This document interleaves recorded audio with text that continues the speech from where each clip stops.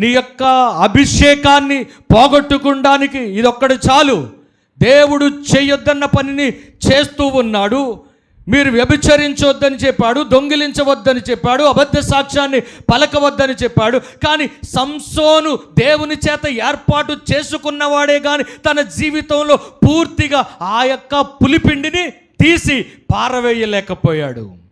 అందుకనే తన జీవితంలో ఇంకా ఎక్కువగా దేవుని కొరకు గొప్ప గొప్ప కార్యాలు చేయవలసిన వాడే, కానీ మధ్యలోనే తన జీవితం పతనమైపోయింది, అక్కడే ఆగిపోయింది.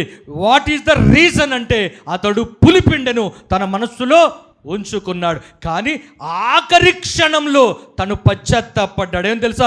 ప్రభువా, నన్ను జ్ఞాపకం చేసుకో, నా తప్పిదాలను క్షమించు, నా పొరపాట్లను క్షమించు. అందుకే అంటున్నాను, నేను తప్పు చేయడం మానవ లక్షణం, కానీ దాన్ని ఒప్పుకుని విడిచిపెట్టడం దైవికమైనటువంటి విధానం.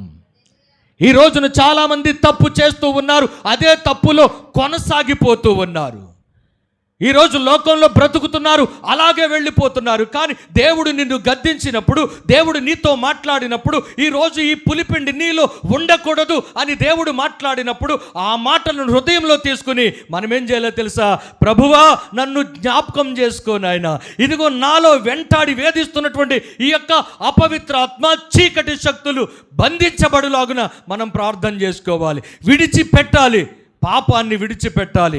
తప్పు చేయడం ఏదో ఒకసారి ఎవరో ఒకరు తప్పులో పడి ఉంటారు, కానీ దాన్ని ఒప్పుకుని విడిచిపెట్టిన వాడికి దేవుని యొక్క కృపా కటాక్షం వారి వెంట ఉంటుంది. హల్లెలూయా.